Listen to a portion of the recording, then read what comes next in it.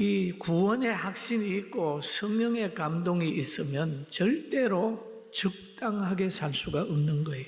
예수님을 부인하는 것이 더 힘들고 양보하는 것이 더 힘든 거예요. 저는 오늘 이 말씀을 준비하다가 한번 깨달아 봤어요. 나의 70 인생을 돌아보면서 그 기간 동안에 역사하신 하나님을 생각해 보았고, 또 목회 42년 하면서 수없이 많은 사람들을 만났는데 그 모든 사람과의 만남의 결과를 한번 생각을 해 봤습니다. 생각을 해 봤는데 모두가 저에게 유익을 줬더라고요. 왜 유익을 줬느냐? 영적으로 받으니까 다 유익했어요. 살아있는 나무가 바람이 불어도 유익하고 비가 와도 유익하고 햇빛이 내리쬐도 유익하잖아요.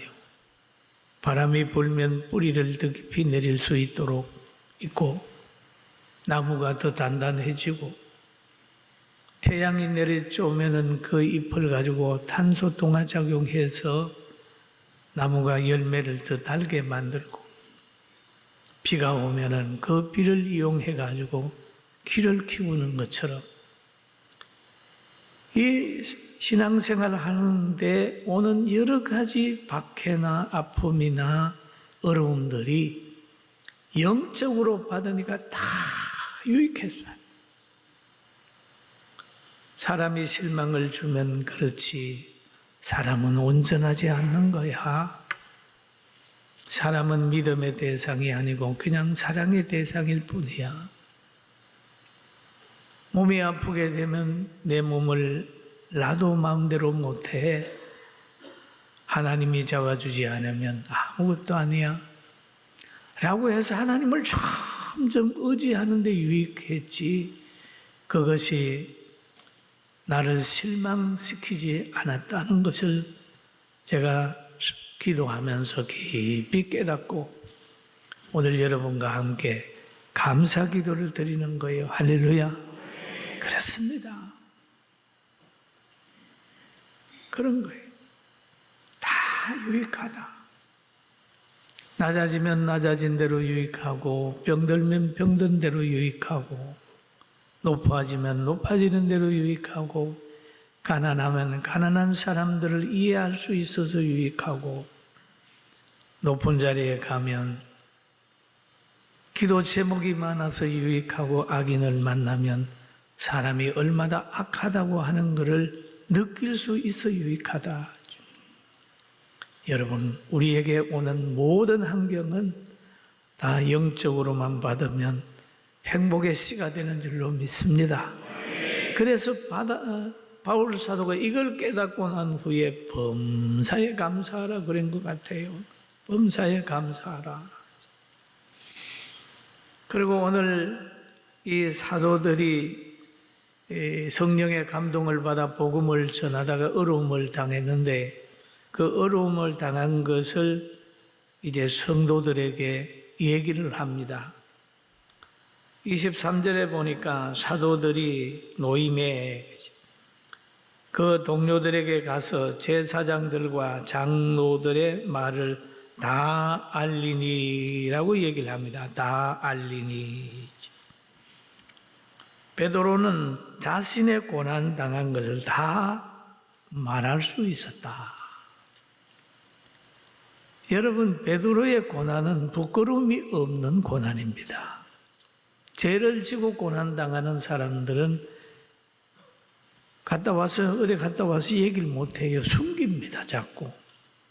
그러나 이 베드로가 당한 고난은 영광스러운 고난이고 하나님 앞에 상급받는 고난이고 생명운동하다가 당하는 고난이기 때문에 함께 간증하게 되고 함께 기도할 수 있는 고난이. 디모데후서 3장 12절에 보니까 그리 또 예수 안에서 경건하게 살고자 하는 자는 박해를 받으리라 그랬거든요. 경건하게 살려고 하면 박해를 받는다 라고 하는 말씀이 있어요. 왜 박해를 받을까요? 하나님은 빛이시고 세상은 어둠이기 때문에 그렇습니다. 그래서 예수님께서 요한복음 3장 20절에도 말씀하시기를 악을 행하는 자마다 빛을 미워하여 빛으로 오지 아니하나니 이는 그 행위가 드러날까 함이요 그러잖아요. 여러분, 그 행위가 드러날까 함이요 그랬잖아요. 강도가 가로등을 싫어하고 도둑질하는 사람이 CCTV를 싫어하고 경찰을 싫어하고 범법한 사람이 바른 법을 싫어하듯이 어둠에 속한 사람은 하나님의 말씀을 싫어하고 하나님의 사람을 싫어하는 거예요. 여러분, 바벨론의 포로로 잡혀갔던 다니엘의 친구 사드락과 메삭과 아벳노고 같은 사람 보세요. 무슨 죄가 있어서 풀무불에 들어갑니까? 왕의 신상에 절하지 않았다고 해서 그 죄를 물어 풀무불에 집어넣잖아요. 다니엘이 무슨 죄가 있어서 사자굴로 밀어넣습니까?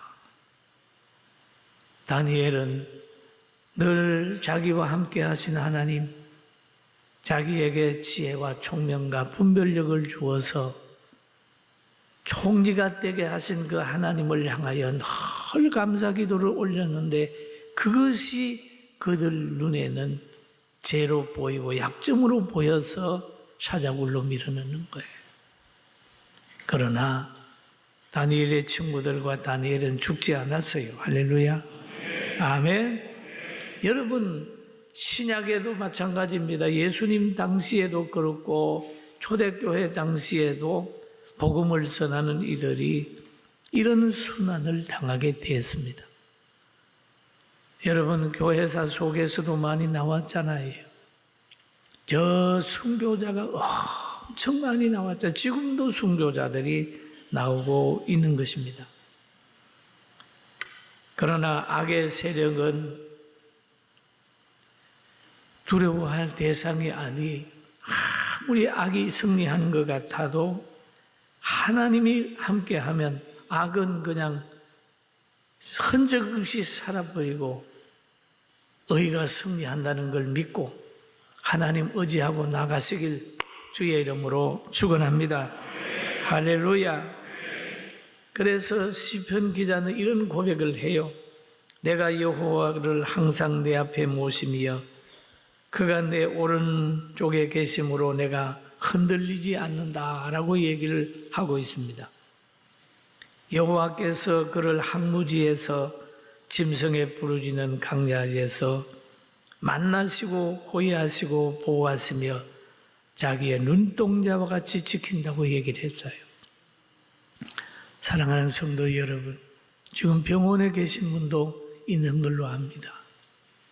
여러분, 침상에 누워있지만은 하나님은 회복하는 기회를 줄 줄로 알고 오늘도 기도하고 희망을 가지고 일어서길 주의 이름으로 축원합니다. 축원합니다. 하나님은 강야 같은 현실 만나고 그럴 때라도 밤이면 불기둥으로 보호해 주시고 낮이면 구름기둥으로 인도해 주시고 사냥꾼의 올무에서 심한 전염병에서 건지신다고 주님이 약속해 있으니까 이 약속을 그대로 믿게 되기를 주님의 이름으로 축원합니다. 그리고 여기에 보면 그런 말이 있잖아요. 그렇게 박해를 받는 그들이 그 동료들에게 와가지고 간증을 해요.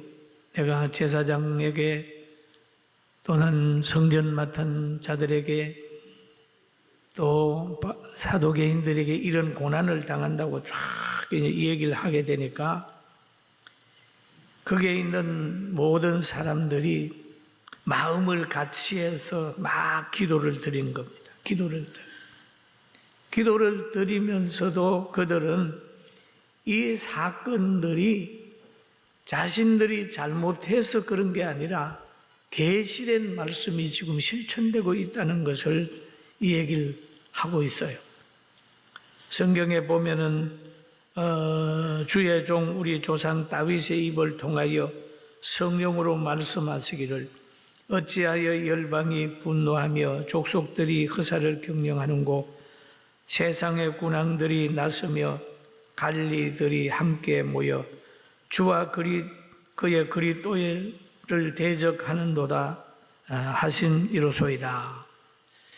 우리가 지금 이 환난을 당하고 있는 모든 것은 성령께서 다윗의 입을 통하여 예언된 것이 지금 실천되고 있다라고 하는 말을 하고 있어요. 여러분, 말세에는 교회가 박해를 받고 신자가 박해를 받고 그리스도의 사람들이 환난을 당한다고 성경이 얘기를 했어요. 이러니까 이 말씀을 기억하고 환난을 잘 이겨나가게 되기를 주님의 이름으로 축원합니다. 그리고 대적하는 자가 박해할 때에 늘 그들은 그들대로 뭉쳐요. 뭉쳐요. 그러나 우리는 또 대적을 어려움을 당할 때에 한 마음으로 기도를 해요. 오늘 성경에도 그런 말이 있잖아요. 24절에 보니까 그들이 듣고라고 얘기를 합니다. 듣고. 여러분, 하나님의 말씀 전하는 걸 듣고 누가 간증하는 것을 들어야 되거든요. 들어야 지식이 같아야 한 마음이 되는 거예요. 한 마음으로 하나님께 소리 높여 그랬는데 소리 높여. 요즘에 뭐 그런다고 그래요. 기도를 크게 하지 마라, 찬송을 크게 하지 마라 그러는데 그 염두에 들 거 없어요. 여기에 보니 소리 높여 이르되 대주제여 천지와 바다와 그 가운데 만물을 지으신 이시오. 그렇게 막 기도하는 거예요. 가연 헤롯과 본디어 빌라도는 이방인과 이스라엘과 나의 백성과 합세하여 하나님께서 기름 부으신 거룩한 종 예수를 거스려 하나님의 권능과 뜻대로 이루려고 예정하신 그것을 행하려고 이 성에 모였나이다. 그런 얘기를 하고 있습니다. 지금 예수님을 박해하는 걸 보면은 헤롯과 빌라도 그리고 이스라엘 사람들 그리고 이방인들이 뜻을 같이 하여 예수님을 막 박해를 하는. 여러분, 교회를 박해하는 사람들 보면 다 뜻이 모여지더라고요. 뜻이 모여져. 그래서 머리 좋은 사람들은 교회를 박해하면서 공통분모를 찾아가지고 그 배경을 삼아서 뭐 정치하려고 하는 사람들도 나오더라고요. 굉장히 미련한 사람들이에요.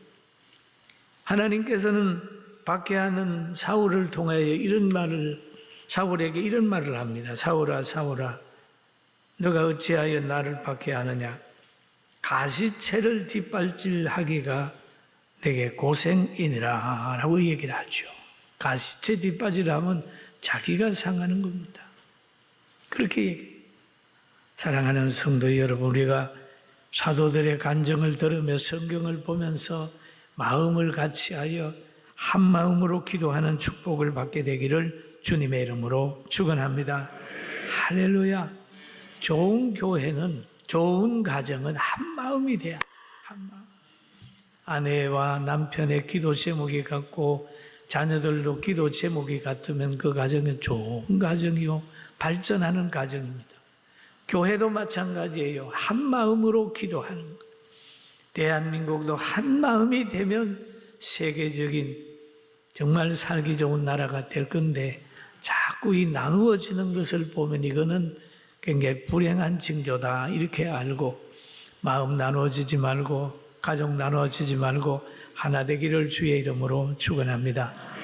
여기에 오늘 초대교회 여기에서는 보니까요, 이 말씀을 듣고 나서 하나 됐어요.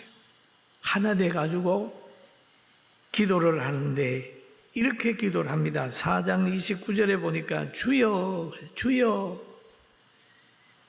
이제도 그들의 위험을 굽어 보시옵고 또 종들로 하여금 담대히 하나님의 말씀을 전하게 하여 주소서. 한 마음으로 기도해야 돼요. 이들의 기도가 왜 이렇게 됐을까요? 왜 담대히 하나님의 말씀을 전하게 해달라고 했을까요? 이 당시만 해도 담대하지 않으면 하나님의 말씀을 전할 수가 없어요. 왜냐하면 박해하는 사람들이 너무 세기 때문에 그렇습니다. 여러분, 오늘도 우리가 담대하게 신앙생활 할 수 있도록 능력 달라고 함께 기도하게 되기를 주님의 이름으로 축원합니다. 그러면서 그렇게 말하면서 4장 30절에 가니까 이렇게 기도하지요. 손을 내밀어 병을 낫게 하시옵고 신유의 능력이 사도들로 통하여 나타나기를 소원하고 있는 거예요. 바로 교회에는 병 고치는 역사도 있는 겁니다. 할렐루야. 그런 거예요. 그리고 표적과 기사가 거룩한 종 예수의 이름으로 이루어지게 하옵소서. 이루어지게 하옵소서. 그러니까 치유의 역사가 나타나게 해달라. 교회가 부흥할 때 보면은 하나님께서 그 교회의 목사에게 신유의 능력을 줍니다. 병든 자에게 소를 얹은즉 나으리라고 하는 게 체험되게 돼 있어요. 지금도 그런 역사가 나타나고 있는 것입니다. 할렐루야. 저는 그 역사를 믿고 있어요. 믿어요. 아주 성령 안에는 치료하는 능력이 있고 성령 안에는 회복시키는 능력이 있고 성령 안에는 하나 되는 능력이 있는 거예요. 그래서 야고보 선지자는 그런 얘기를 하지요. 야고보 사도는 너희 중에 고난 당하는 자가 있느냐? 그렇습니다. 여러분 고난 당할 때 있죠. 기도할 것이요. 지금 이 사도들이 고난을 당하게 되니까 온 마음으로 한 마음으로 기도를 하는 거예요. 예수님의 마음으로 기도하는 겁니다. 하나님을 전적으로 의지하는 마음으로 기도하는 거예요. 즐거워하는 자가 있느냐? 찬송할지니라. 너희 중에 병든 자가 있느냐? 그는 교회 장로들을 청할 것이요 그들은 주의 이름으로 기름을 바르며 위하여 기도할지니라. 이 말씀 전하는 주의 종을 의미하는 거지요. 믿음의 기도는 병든 자를 구원하리니 주께서 그를 일으키시리라. 혹시 죄를 범하였을지라도 사하심을 얻으리라 라고 얘기를 말씀하고 있는 겁니다. 할렐루야. 믿음의 기도의 역사가 귀하게 있다는 거예요. 사도들이 병 낫기를 위하여 기도했어요. 그럼 오늘날 우리는 어떤 기도를 해야 될까요? 코로나 바이러스가 빨리 없어지고 또 이 모든 약도 빨리 개발이 돼가지고 마스크 벗고 방금 옛날처럼 찬송하게 하는 그날이 오기를 우리는 기도해야 돼요. 할렐루야. 기도하는 거예요. 그런 역사가 있어야 돼요. 성령의 능력은 놀라운 역사가 나타나. 이렇게 기도하였더니 변화가 왔습니다. 어떤 변화가 왔냐? 빌기를 다하며 모인 곳이 진동하더니 무리가 다 성령이 충만하여 담대히 하나님의 말씀을 전하니라. 기도가 끝나게 되니까 막 땅이 진동을 하고 무리가 성령의 충만함을 받아가지고 그들이 기도한 대로 막 담력을 얻어서 복음을 전파하게 되는 거예요. 복음.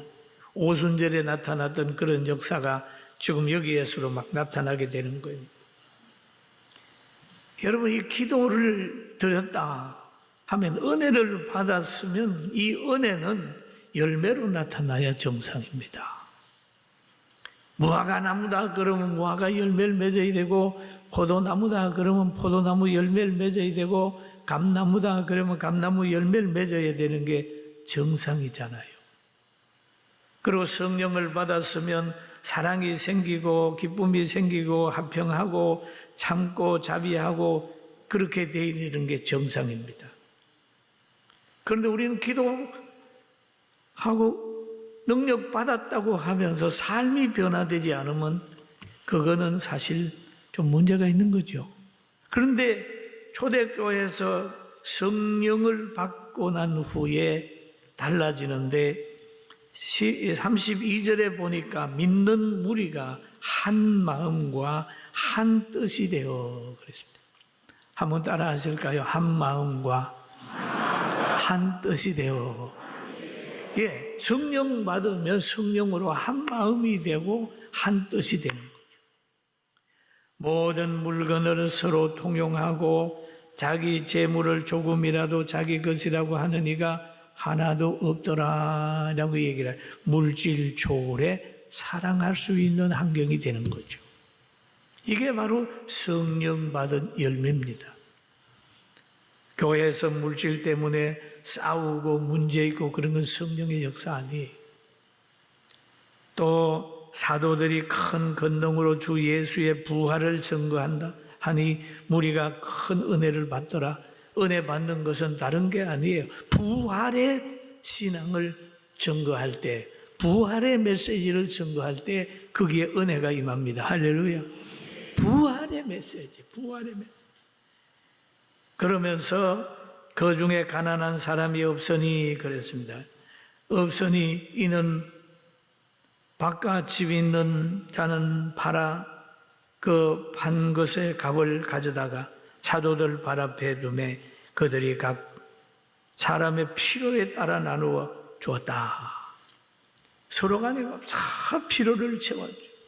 외로운 사람에게는 친구가 되어주고 병든 사람에게는 위로자가 되어주고 물질이 없는 사람에게는 어떻든지 도우려고 노력하고 실직하는 사람에게는 직장을 주려고 노력하고 이런 환경들이 초대교회에서 일어나게 됐어요.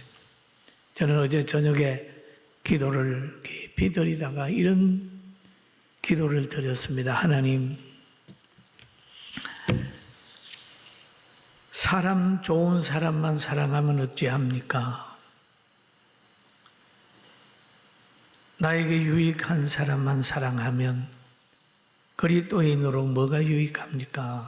깊이 기도하다가 성경이 깨달아졌어요. 하나님, 저에게 가시밭도 주십시오. 저에게 돌짝밭도 주십시오. 저에게 길가밭도 주십시오.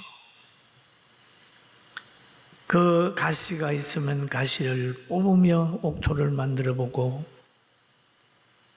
길가밭이면 땀 흘려 땅을 파서 옥토를 만들고 돌짝밭이면 돌을 골라내서 옥토 한번 만들어 볼게요. 병든 사람도 사랑하고 짐이 된다고 생각하는 사람도 사랑하고 다 사랑할 수 있는 마음을 주세요. 그렇게 기도하고 마음을 비우면서 하나님 앞에 눈물을 흘려 기도합니다. 하나님, 사람들은 자기에게 유익한 사람 찾아다니고 남의 짐 지지 않으려고 하는데 나도 그 사람 속에 한 사람이 아니었습니까? 기도하고 나니까 날아갈 것 같아요. 사랑하는 성도 여러분, 여러분은 혹시 그렇지 않나요? 나에게 좋은 사람만, 건강한 사람만, 유익을 주는 사람에게만 바라보고 있지 않았습니까? 그런데 예수님은 그렇지 않았어요. 예수님은 가만히 보면, 삶을 보면 외로운 사람, 병든 사람, 죽은 나사로의 무덤에는 찾아갔지만은 빌라도와 헤롯 궁에는 기웃거리지 않은 분이 예수님이세요. 여러분, 우리는 예수님 닮아서 예수님 마음으로 함께 기도하면서 승리하면서 삽시다. 아멘. 가족 중에도 마찬가지입니다, 여러분.